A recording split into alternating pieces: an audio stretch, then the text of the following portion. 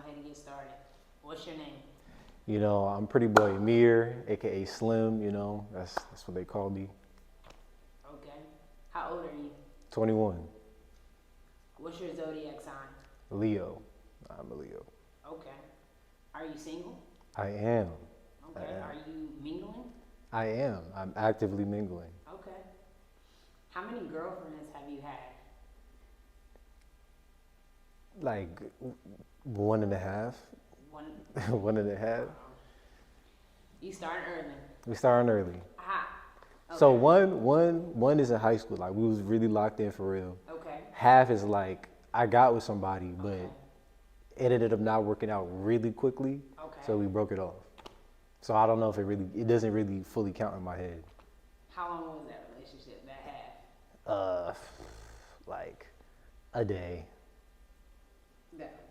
Yeah. It didn't like it was not. Yeah. A day and a half? I mean, okay. I'm gonna leave you alone. Okay. What was your longest relationship? 9 months. Okay.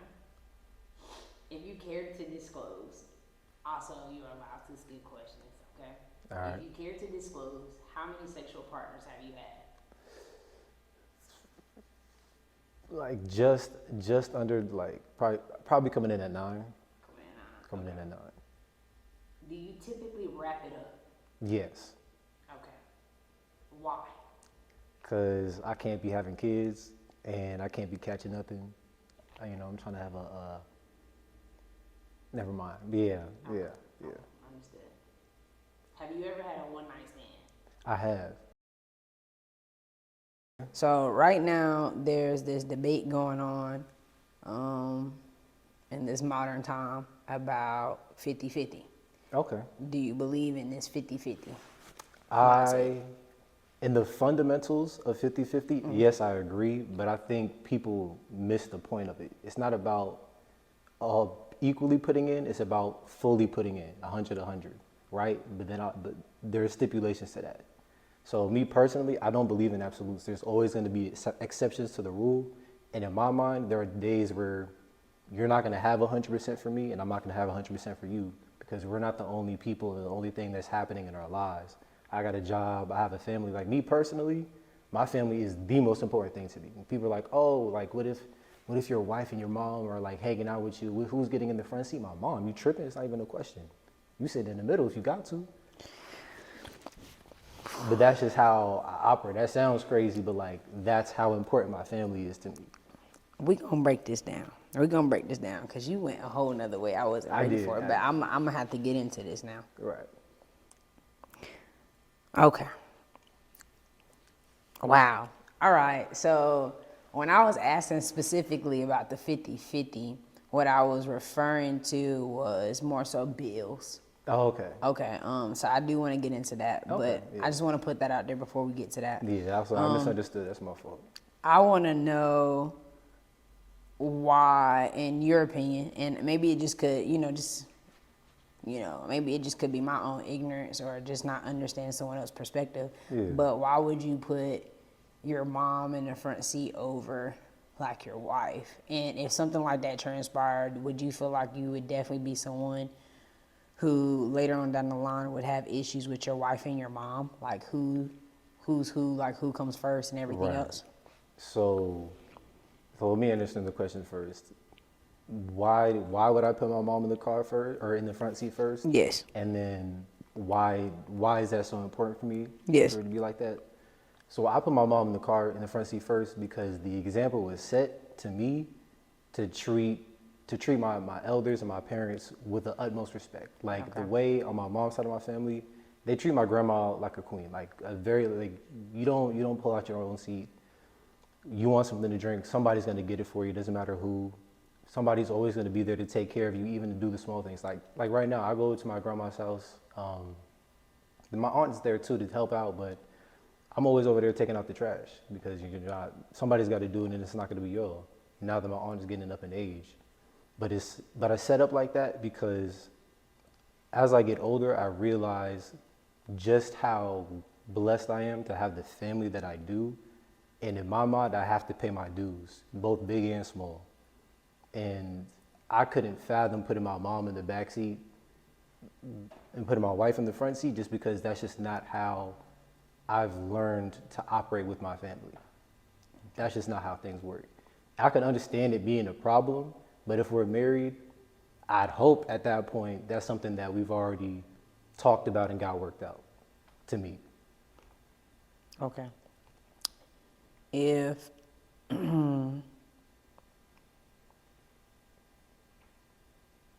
if you're having a situation, let's say today's Mother's Day, Right. and your mother wants you to come hang out with her, even though you told your mother, like, you know, you hang out with her maybe another day, and you're going to spend today with your wife and the mother of your children, who would you choose to hang out with if you only have time for one that day? It would be my mom. It would be my mom. Yeah.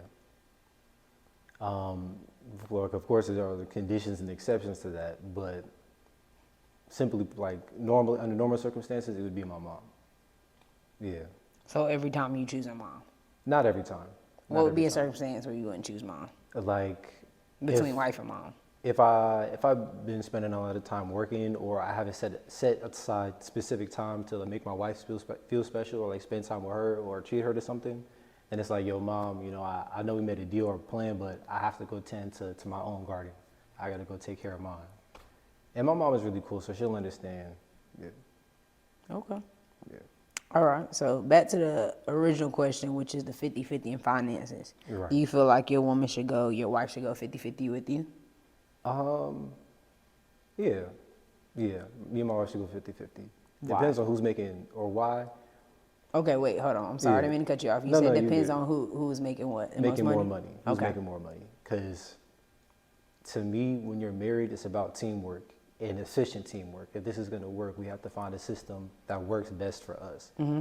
If you're making $100,000 more than me, it makes no sense for me to be covering all the bills unless it's for a specific financial purpose. If I'm doing it because I'm the man and I should be, that to me, that doesn't make sense. There are other ways that are more important to me that I could be providing for my woman, in my eyes. Okay, let's say you're making 6 figures and your wife makes, like, I don't know, maybe 50K, brings home 50K a year. Do you still think it should be 50-50? No.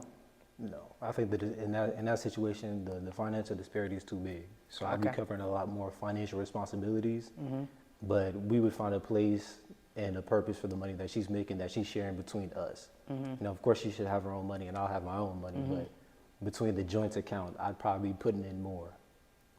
Gotcha. To me. Yeah. Okay. Interesting. And can I ask you, why do you believe in 50-50? I believe in 50. Why do I believe in 50-50? I think it was, like, again, this is how I grew up. Like, my parents, it was never like, oh, my dad is going to pay for it because he's the father, he's the man of the house. It was just, oh, no, I got it this time. No, I'll cover it. That's what I grew up seeing. And I guess the way that I rationalize that is the way gender roles are performed, as far as I have seen in the example that has been set, financially, that's not how they show up. Like, when it comes to money is not a gender thing in my family, as far as I know.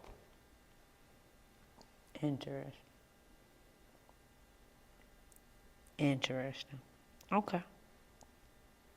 Thank you for your perspective. Yeah, no problem. That's why I'm here.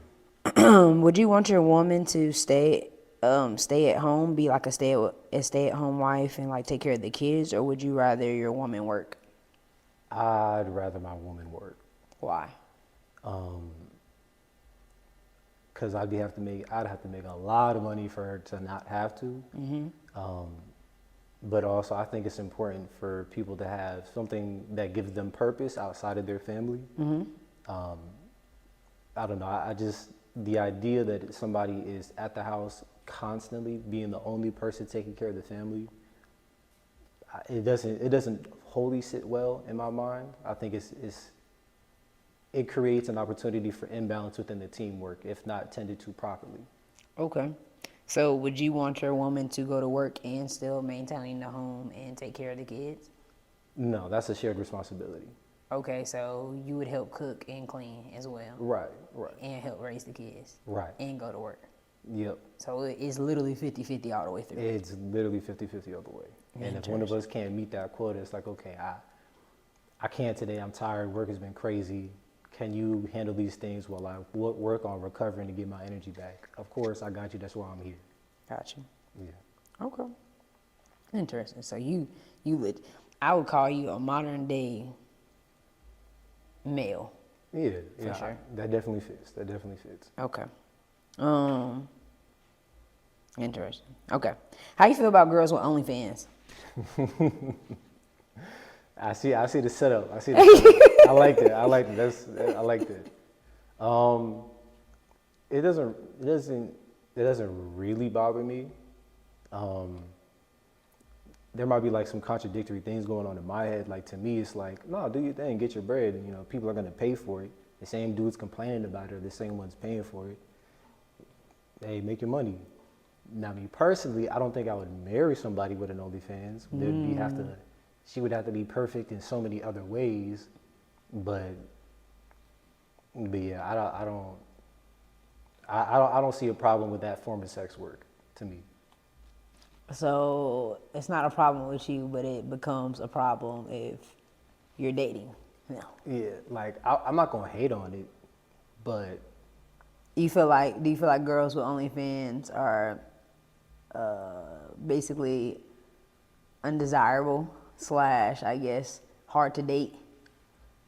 I would say hard to date. Okay. I think the desirability is there. Okay.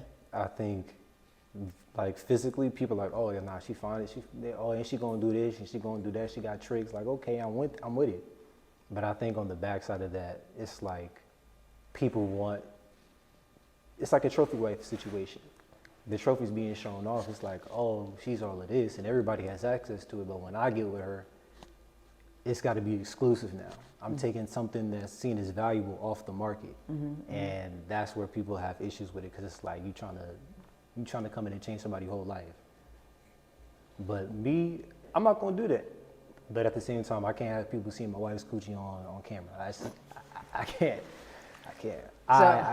So if you had a girl who you really liked and she had an OnlyFans, would you actually, and you felt like she had the potential to be a wife, would you end up wifing her? You would just have to tell her to take down the OnlyFans, or you saying you're not having it regardless because everybody done seen it? It's too late.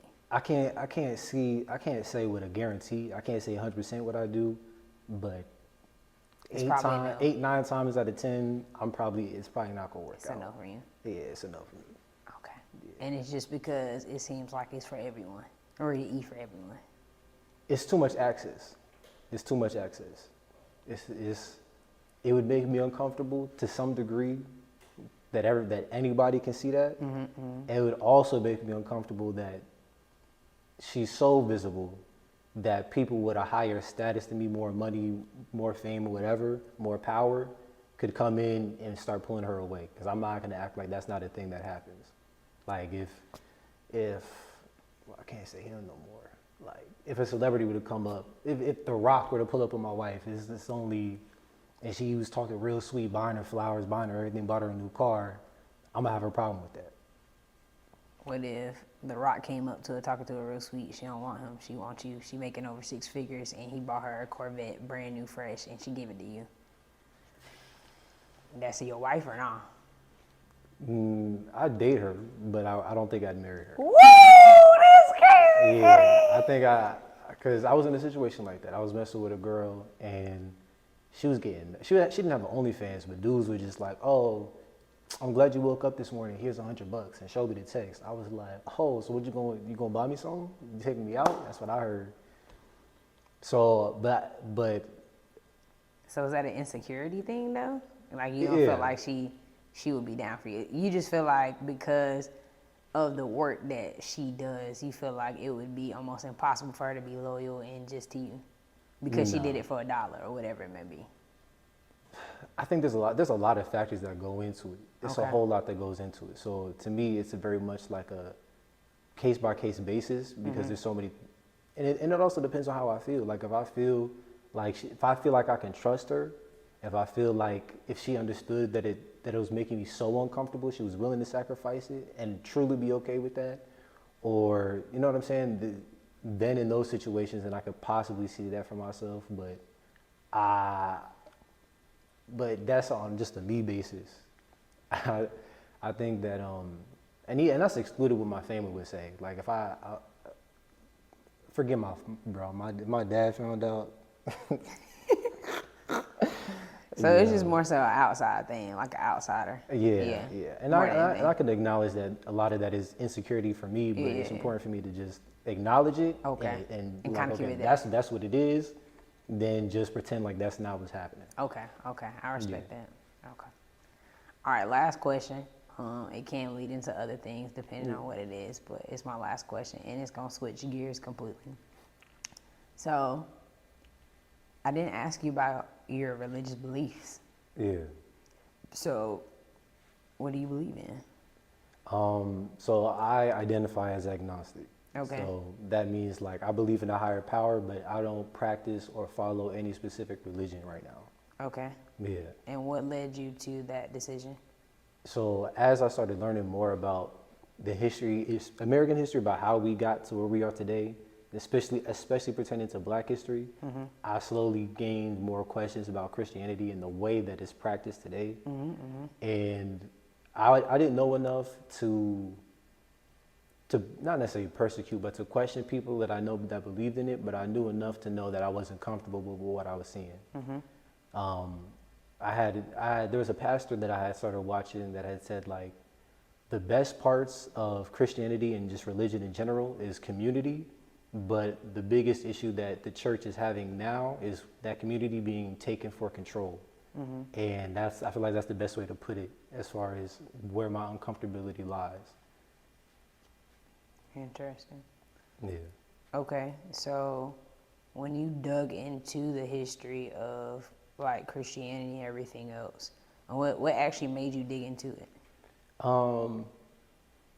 It was a mix of me just wanting to get more informed about social issues. Okay. It was also a mix of me trying to learn more about politics. Okay. And all things revolve around politics.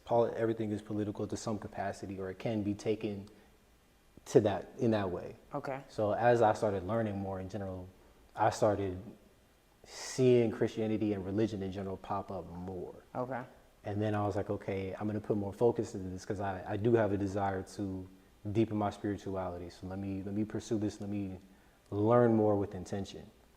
And both learning specifically about Christianity and what Christianity has been used to do, I had to bow out.